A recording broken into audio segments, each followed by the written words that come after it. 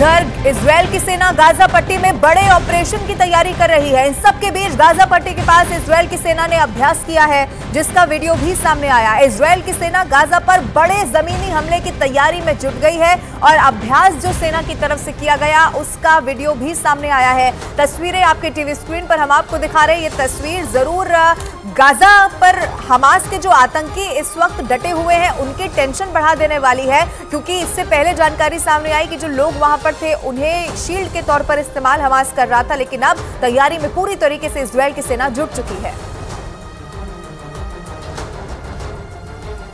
लेकिन रफा बॉर्डर पर हुई बमबारी के बावजूद गाजा के लोगों की मदद के लिए पहला ट्रक वहां पहुंच गया है। यूएन की तरफ से भेजी गई राहत सामग्री की पहली खेप मिस्र के रास्ते गाजा पहुंची और बवाल की आशंका को देखते हुए इस काफिले को कड़ी सुरक्षा में रफाह बॉर्डर तक लाया गया। इस काफिले में सबसे आगे कुछ कारें दिखी जिनमें यूएन के झंडे लगे नजर आए। इसके बाद राहत सामग्री से भरे बड़े बड़े ट्रक गाजा के इलाके में दाखिल होते नजर आए।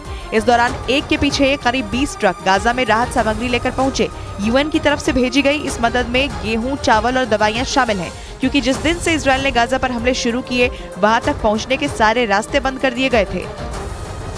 और उधर गाजा पट्टी में आतंकवादी संगठन हमास के ठिकानों पर इजरायल के हवाई हमले लगातार जारी है और इजरायल की सेना ने हमले का एक वीडियो भी जारी कर दिया है, जिसके बाद वहां रह रहे लोगों ने राहत की सांस ली, क्योंकि वहां लोगों के पास न खाना बचा है और न ही पीने के लिए पानी। ऐसे में अगर उनके पास जल्द से जल्द मदद नहीं पहुंचती तो वो भूख और प्यास से ही मर जाते, क्योंकि गाजा और मिस्र के बीच मौजूद रफाह बॉर्डर ही इकलौता ऐसा रास्ता है जहां से गाजा के अंदर मदद पहुंचाई जा सकती है। लेकिन 7 अक्टूबर की सुबह फिलिस्तीन के चरमपंथी संगठन हमास ने जब इजरायल में घुसकर कत्लेआम मचाया तो इजरायल ने भी उसका नामो निशान मिटाने की ठान ली, जिसके बाद इजरायल की तरफ से हमास के ठिकानों पर ताबड़तोड़ हमले शुरू किए गए और उसने अपनी सीमा गाजा के लिए पूरी तरह से बंद कर दी और गाजा का दाना पानी रोक दिया।